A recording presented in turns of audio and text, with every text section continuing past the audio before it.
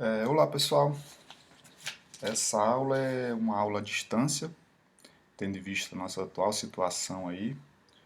É a aula de Direito Empresarial 2 e vai tratar da segunda unidade, que a gente está tratando no curso, que é Títulos de Crédito. Tem um breve conteúdo aí, um sumário do que será tratado nessa aula. Eu vou tentar resolver com vocês um questionário, uma questão que nós deixamos na aula anterior. Vamos iniciar a aula propriamente de hoje falando rapidamente da aplicação ou aplicabilidade do Código Civil aos títulos de crédito e vamos tratar da classificação dos títulos de crédito, que é o principal, é o cerne hoje da aula de hoje. Depois eu vou deixar uma avaliação para vocês resolverem.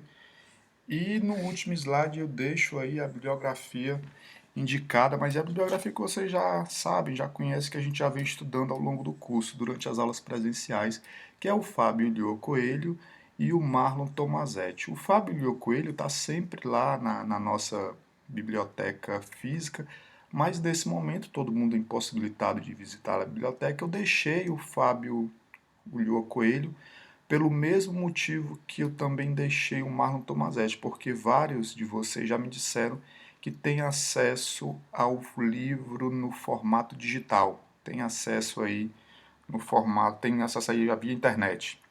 Então vamos lá. Vamos começar aqui pela questão da aula passada. Lembre-se que foram duas questões. Uma nós resolvemos em casa, ainda está lá, em casa não, desculpem, na sala de aula. A solução com os comentários ainda está na nota de aula. E outra ficou para vocês resolverem.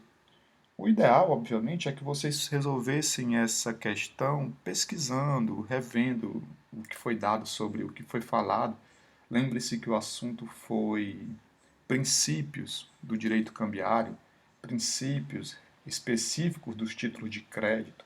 Então, se vocês forem ler essa matéria, vocês resolveriam com certeza essas questões. O ideal seria fazer a revisão, lendo a leitura em casa e tentar resolver a questão.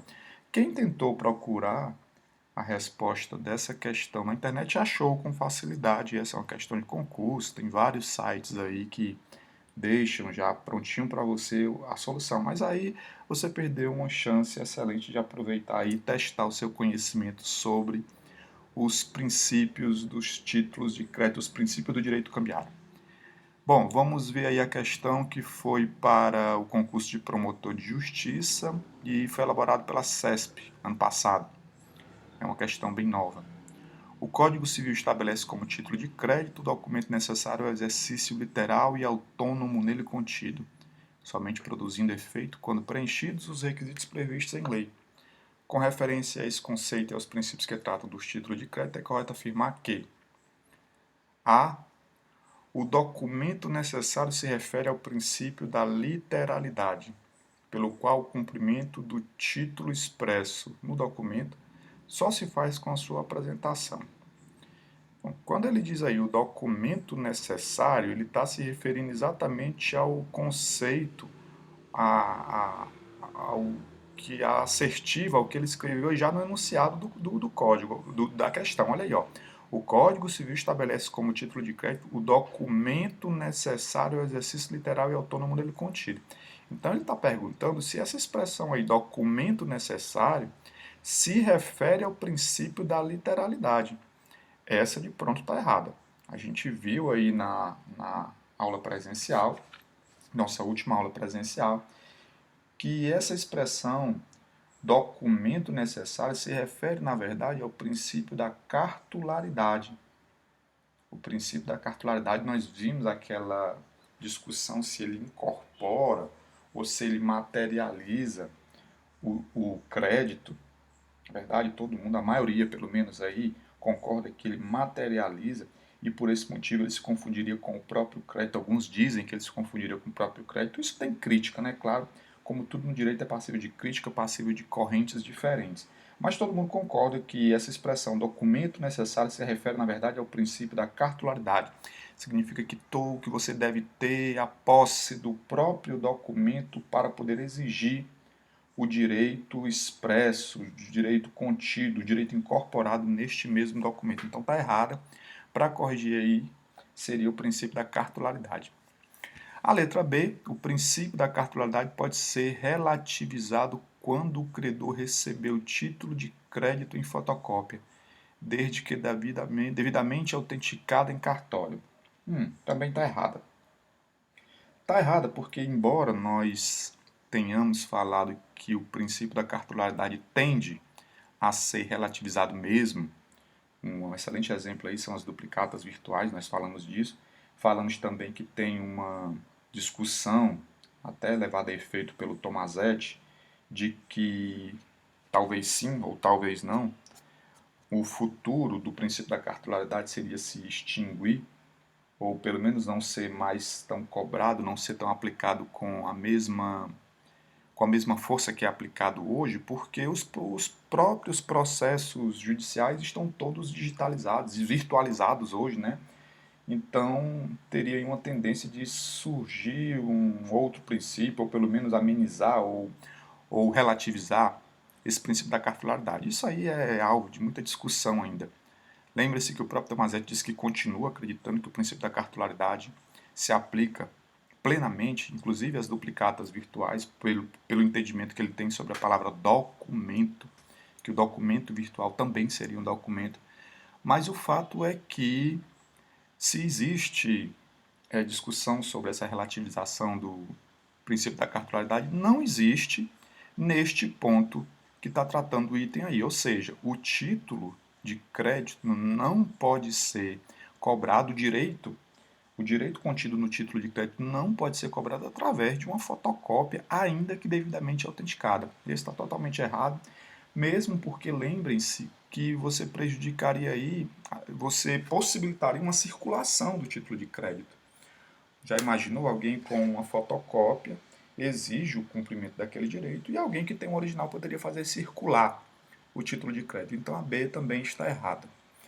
A C, o princípio da autonomia preconiza que, para que o crédito possa circular, a obrigação representada pelo título não dependa de mais nada do que esteja escrito no documento, desvinculando-se o negócio jurídico inicialmente firmado na cártula originada. É verdade, esse item aí é o correto, é exatamente o que diz o princípio da autonomia, em que, para garantir a circulação do título, ele deve ser autônomo em relação ao negócio jurídico firmado por ele. É verdade, esse aí é o item correto, então, o item C. Mas vamos ver de qualquer forma por que o D e o E estão errados.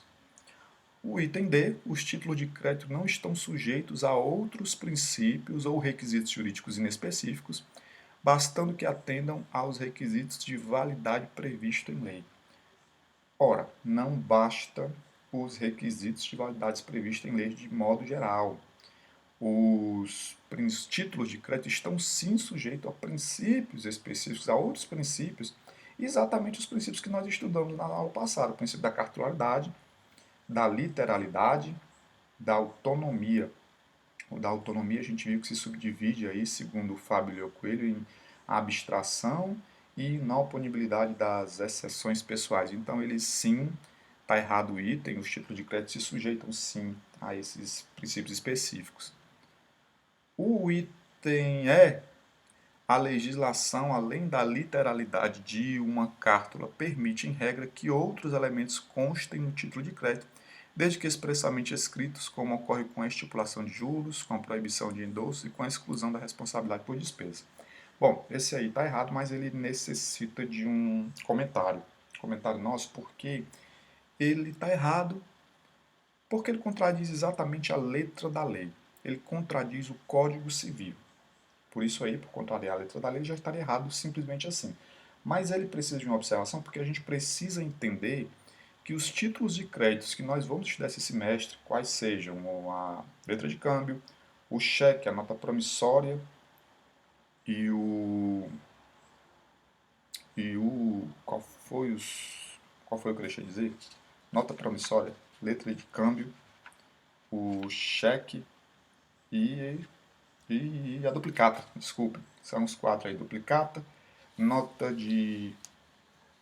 promissória, letra de câmbio e cheque. Esses quatro aí são os quatro que nós estudamos no decorrer do semestre. Eles são títulos que já estão sujeitos a uma legislação específica, não se submetem ao código. mas parte da doutrina entende que títulos de créditos que não se sujeitam a uma legislação específica ainda estariam subordinados ao Código. Então, de qualquer forma, para alguns títulos de crédito, esses que não têm uma legislação própria, o Código Civil estaria valendo e aí ele seria aplicado, né? E aí essa regra aí, que contraria o Código Civil, estaria, portanto, errada. Vamos ver aqui o que é que diz o Código Civil. Olha aí o artigo 890. Veja como ele contradiz, como o item contradiz expressamente ao que está no Código. Consideram-se não escritas no título a cláusula de juros, a proibitiva de endosso, a excluinte de responsabilidade pelo pagamento ou por despesas, a que dispense a observância de termos de formalidade prescrita e a que, além dos limites fixados em lei, exclua ou restringe os direitos e obrigações. E aí a gente também falou na aula anterior sobre os juros, que são, segundo o STJ, os juros são cobrados mesmo que não estejam expressamente previstos no título de crédito. O endosso a gente já sabe que é a forma pela qual se transfere um título de crédito mantendo-se, é a forma pelo menos pertinente ao direito cambiário, né? Ela é diferente lá da seção de crédito, a gente vai já ver isso aí. Enfim, para os títulos de créditos que não estejam subordinados a uma legislação específica, então se aplicaria o Código Civil, portanto, estaria errado aí o item, o item E. O Fábio Lio Coelho, ele tem uma, uma opinião interessante. De modo geral, o Fábio Lio Coelho ele acaba concluindo que o Código Civil não introduziu no direito positivo brasileiro disciplina alguma para os títulos de crédito que ele chama por inominados. E isso vale a pena a gente entender. Primeiro, eu deixei aí para vocês a legislação que trata dos nossos títulos de crédito, esses que nós vamos estudar. A Lei Uniforme de Genebra vai tratar da letra de câmbio e nota promissória. Quando a gente estiver estudando os dois, a gente vai ver essa lei, vai ver os artigos da lei, as regras da lei. A Lei 5.474, que trata das duplicatas. A Lei 7357 de 85 trata do cheque. Portanto, eu repito, para os títulos de créditos que nós vamos estudar, não se aplica o Código Civil. Mas aí, entre aspas, o que diz o Fábio Coelho, as disposições sobre o direito cambiário constantes do Código Real representam o regime geral dos títulos de crédito não regulados por leis específicas. Por isso, não é o nosso caso. Quanto aos títulos de créditos atípicos ou inominados, e aí a gente já começa com uma primeira classificação trazida pelo Fábio Leo Coelho, ele diz o seguinte, olha, um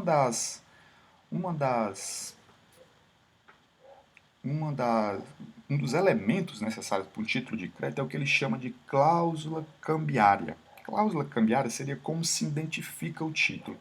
Por exemplo, o nome nota promissória identifica um título próprio. E através dessa cláusula cambiária, você conhece quais são as regras aplicáveis ao tal título de crédito. Então tem que ter lá o nome. Título de crédito tem que vir lá com o nome nota promissória. É a tal da cláusula cambiária, como diz o Fábio Coelho. E o problema dos títulos de créditos inominados ou atípicos seria que eles não viriam, nenhum deles viria com esta cláusula cambiária, com este nome, com a identificação. E aí ficaria a dúvida, se eu não tenho um nome próprio, como é que eu vou saber se eu estou diante de um título de crédito propriamente dito, ainda que inominado, ainda que não tratado em legislação específica, porque ele se submete àquelas regras do Código Civil e gerais, ou se eu estou diante de um contrato, um simples contrato atípico, e faz toda a diferença. Toda a diferença, porque aí os princípios da circulação são diferentes. A gente já viu que é diferente um título de crédito de um contrato. Para ele, como não teria esse nome, essa cláusula cambiária, essa identificação através de nome, seria difícil você identificar se você estaria diante de um contrato atípico ou de um título de crédito atípico ou inominado. Por esse motivo, ele entende que ficou muito restrita a aplicação do Código Civil. O Código Civil, então, praticamente ficou valendo, como ele mesmo diz, para dois tipos de títulos de crédito que ainda se aplicam, mas os títulos de créditos inominados se submeteriam, tecnicamente, basicamente, às regras, às normas consuetudinárias, às normas de costume, e não ao Código Civil.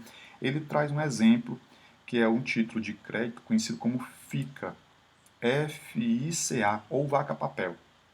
Segundo ele, seria um instrumento creditório utilizado nos agronegócios, ou melhor, no negócio pecuário do Centro-Oeste, e que ficou conhecido porque a forma como ele se escreveria seria mais ou menos assim: fica no poder de fulano de tal tantas vacas da raça tal pertencentes a Cicrano, obrigando-se a entregar-lhes as referidas vacas quando por ele forem exigidas. O autor então diz que esse é um título de crédito conhecido como FICA e que, em vez de se submeter às regras do Código Civil, se submeteriam exclusivamente aos costumes do local. Então é isso. Partindo para a classificação propriamente dita, essa que é mais estudada pelos autores, a gente tem a primeira classificação. A primeira classificação é quanto ao modelo. Quanto ao modelo, os títulos de crédito eles poderiam ser ditos vinculados ou livres. Os vinculados somente produzem efeito cambiário se atendem o padrão legalmente imposto.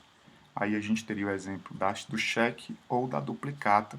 E quando se diz que é o padrão que só produz efeito cambiário se atender o padrão legalmente imposto, está se referindo aí a um modelo imposto por lei. Então, o cheque, por exemplo, ele tem um modelo, ele segue o modelo, ele é emitido pelo próprio banco e ele tem um modelo próprio. Não é qualquer pessoa que pode elaborar um modelo de cheque, fazer um cheque, recortar o papel e usar sua impressora própria. Não é. Então, o cheque ele tem um padrão, um modelo legalmente imposto. Diferentemente da nota promissória, por exemplo, que é um título de crédito classificado como livre. Isso significa que o emitente, aquele que faz, aquele que prepara, aquele que elabora aí o título de crédito, ele fica mais à vontade. Ele pode dispor livremente da forma, do modelo deste título de crédito, da nota promissória, é o exemplo. Ela seria o exemplo de um título de crédito livre e não vinculado a um modelo padrão. É claro que a gente não pode esquecer, quando a gente for estudar nota promissória, a gente vai ver, por exemplo, quais são os requisitos necessários para uma nota promissória. Bom, então dizer que ela não atende a um modelo específico previsto em lei não é o mesmo que dizer que não precisa atender os requisitos legais. Os requisitos têm que estar lá, tem que estar, todos estarem presentes lá na tal nota promissória, mas o modelo é que não existe um modelo padrão pré-estabelecido por legislação. Quanto à estrutura, os títulos de crédito podem ser uma ordem de pagamento ou uma promessa de pagamento. A ordem de pagamento, ela cria aí três personagens, três intervenientes. Seria o sacador, que é aquele que ordena a realização do pagamento, o sacado, para quem se dirige à ordem de pagamento, e o tomador, que é o beneficiário. Faltou um izinho aí, beneficiário da ordem, né? O tomador é aquele que é o credor. E aí, como exemplo dos títulos de crédito que se classificam como ordem de pagamento, a gente tem o cheque, a duplicata e a letra de câmbio. O cheque, por exemplo, é uma ordem de pagamento para que o banco pague a alguém aquele valor discriminado lá no título de crédito. Então ele se apresenta aí como uma ordem de pagamento. Já a promessa de pagamento, ela só tem dois personagens aí, dois intervenientes. O promitente, também chamado por alguns de subscritor, que é o que assume a obrigação de pagar ao beneficiário, ou também chamado aí de tomador beneficiário. Então teria o promitente, o subscritor, e o tomador beneficiário. E o exemplo aí desse título de crédito que se apresenta como uma promessa de pagamento é a nota promissória. A terceira classificação, ela considera as hipóteses de emissão. E eu vou fazer aqui uma observação para quem for olhar pelo Tomazetti. O Fábio Coelho está mais didático, ele segue aí a maioria da doutrina e como é que ela a maioria da doutrina na verdade como se estuda hoje por maioria. O Tomasetti ele foge um pouco à regra porque ele faz na hora de estudar as hipóteses de emissão ele diferencia só em abstratos e causais. Isso pode de alguma forma causar para a gente aqui alguma confusão. Então eu sugiro que pelo menos nessa classificação aí você dê ênfase ao modelo do Fábio Lio Coelho. E aí ele divide assim, ó, em causais, limitados e não causais. Os títulos de créditos causais seriam aqueles que somente podem ser emitidos nas hipóteses legais. Ou seja, eles não podem ser emitidos senão nas hipóteses previstas em lei. A duplicata é o exemplo, só pode ser emitida em caso de compra e venda mercantil ou prestação de serviço. Ela é exatamente o contrário do cheque e da nota promissória, que são títulos não causais. Eles podem ser então emitidos sob qualquer circunstância, podem ser criados livremente em qualquer hipótese. Isso significa que numa relação, mesmo no mercantil entre consumidor e fornecedor, uma compra e venda, uma prestação de serviço, o pagamento de empréstimo, qualquer que seja a situação, eu vou poder utilizar, por exemplo, um cheque. Agora, tem aí os limitados, que nem são causais, porque eles não estão propriamente limitados a somente aquelas hipóteses legais, e também não estão totalmente livres, porque, como o próprio nome ajuda a dizer, tem situações em que eles não podem ser emitidos. Então, eles estão limitados porque a lei proíbe algumas situações de emissão desse tipo de título de crédito. A letra de câmbio, está aí o exemplo, não pode ser emitida para documentar um crédito de compra e venda mercantil. Então perceba que não é que a letra de câmbio ela só possa ser emitida em determinadas situações e nem está livre, nem está totalmente livre para qualquer situação, porque ela está proibida para determinadas, por isso chamada de limitada ou título de crédito limitado. Quanto à circulação, que é quarta classificação, os títulos de crédito podem ser ao portador ou nominativos. Ao portador ou nominativos. Perceba que o critério aqui de classificação é quanto à circulação. Isso é interessante porque o que a gente vai analisar, é bom chamar atenção para isso, é a forma como eles circulam. O título ao portador, por exemplo, ele circula por mera tradição. Basta que você entregue o título que ele vai poder circular. Já os títulos nominativos, a tradição não é suficiente para a circulação do título de crédito. Não basta a tradição. Tem que haver endosso ou cessão civil. E claro, quando eu digo não basta a tradição, não esqueça que também a tradição é necessária. Então eu tenho assim, os títulos de créditos falados, chamados ao portador, circulam por mera tradição. Já os títulos nominativos circulam por tradição mais endosso, e aí eles são chamados de nominativos à ordem, ou tradição mais cessão civil, e eles são chamados de nominativos não à ordem. Com relação aos títulos ao portador, o Fábio Coelho, o Fábio Lio Coelho, ele lembra bem, ó, eles não ostentam o nome do credor. É verdade. Os títulos ao portador não ostentam o nome do credor e é exatamente por isso que eles podem circular por mera tradição, porque não teria necessidade de alguém fazer a transferência para outro alguém. Bastaria entregar o título, já que ele não tem o nome do titular daquele crédito, do titular daquele título. Como não tem o nome, bastaria a tradição. Só que o cuidado que a gente tem que ter é que esse critério de classificação ele se refere à circulação. Ele não se refere a ter ou não o nome do credor. Ter ou não o nome do credor não é o critério é a circulação. Porém, o portador que não ostenta o título ao portador, que é exatamente o que não ostenta o nome do credor, é o que circula por mera tradição. E isso é importante. A maioria dos autores lembram que desde a Lei 8.021 de 90, Lei 8.021 de 90, é vedada a emissão de títulos ao portador. Então, nós não teríamos, desde 90, títulos ao portador. Mas aí eu deixei para vocês aí uma observação do Tomasetti, que é muito adequada. Tomasetti, como sempre, mais completo, que diz que existe sim uma lei especial, que é a lei do cheque, trata especificamente dos cheques, que permite títulos ao portador se o cheque for inferior a R$ 100. Tá lá, se você procurar lá o artigo 69 da Lei 9.069 de 95, você vai encontrar a vedação para emissão de pagamento, pagamento e compensação de cheques no valor até R$ 100. Aliás, você vai encontrar a vedação para emissão, pagamento e compensação de cheque no valor superior a R$ 100. O que significa dizer que se ele é até R$ 100, ele poderia ser ao portador. Muito bem. Então é uma exceção à regra, mas é uma exceção tratada em lei especial, a lei do cheque.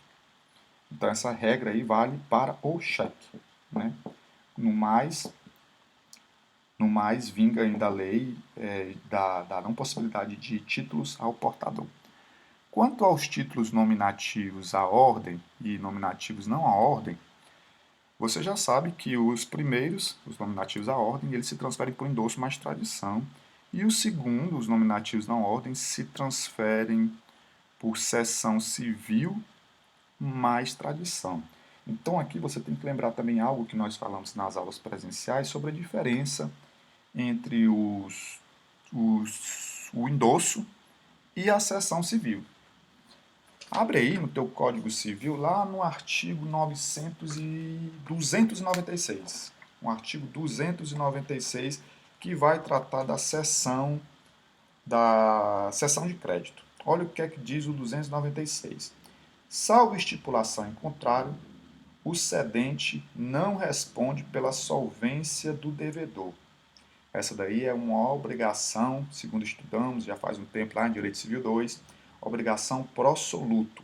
Então, na cessão, o cedente não responde pela solvência do devedor. Então, não existe aí aquele que fez a transferência do título, não vai responder perante o novo credor se o título não for pago. Isso é diferente no endosso. O endosso não é pró-soluto, é pró-solvendo. Significa que aquele que que transfere o título por endosso, ele também responde. Então essa é basicamente a diferença, e a diferença mais importante entre o título nominativo à ordem e o título nominativo não à ordem. Agora, outro detalhe interessante, e isso é lembrado por alguns autores, é com relação a essa terminologia, nominativos. Eu coloquei aí no slide, eu chamei de nominativo ou nominal. Nominais ou nominativos. Se você abrir aí no artigo 921, ainda do Código, lembre-se daquela observação que nós fizemos, de que as regras do Código Civil não se aplicam aos títulos de crédito que nós estamos estudando aqui, porque eles têm legislação própria. Mas, se você abrir lá no 921, você vai ler o seguinte. É título nominativo o emitido em favor de pessoa cujo nome conste no registro do emitente. Então, peraí, tem alguns tipos de título em que o emitente vai manter um registro próprio, onde ele anota o nome da pessoa em favor de quem ele emitiu aquele determinado título.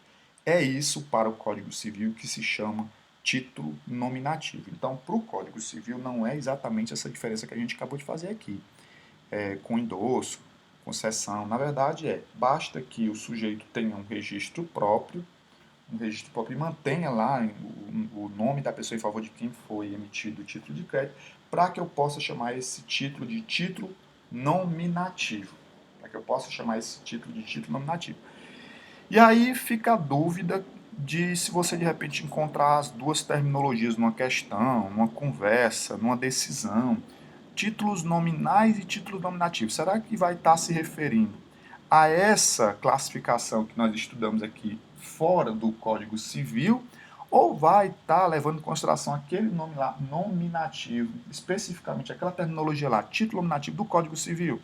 Bom, a dica, e isso aqui eu já vi de alguns professores já li até em alguns artigos que se você tem dúvida porque a questão, a decisão, o que quer que seja, trata das duas, se tratar com as duas terminologias, nominativo vai estar se referindo ao artigo 921 do Código Civil. Nominal vai estar se referindo a essa classificação que nós fizemos aqui, considerando endolso e seção civil. Então, nominal será daqui, nominativo do Código Civil. Essa é a dica aí para você lembrar da diferença entre um e outro. Bom, eu vou parar por aqui. Eu vou deixar para vocês aí uma avaliação para que vocês respondam. Tentem responder também fazendo a revisão, lendo através dos livros, qual a principal diferença entre os títulos nominativos à ordem e os títulos nominativos não à ordem. É muito simples, a gente acabou de discutir aqui, eu deixei para vocês, mas eu tenho certeza que se vocês forem olhar, seja no Tomazetti, seja no Fábio Coelho, ou outro autor que vocês escolherem, vocês vão descobrir algumas coisas a mais, vão fixar melhor o entendimento de vocês aí. No último slide eu deixei de novo a bibliografia, conforme a gente falou, e uma bibliografia bem fácil de encontrar, inclusive em formato digital. Até mais então.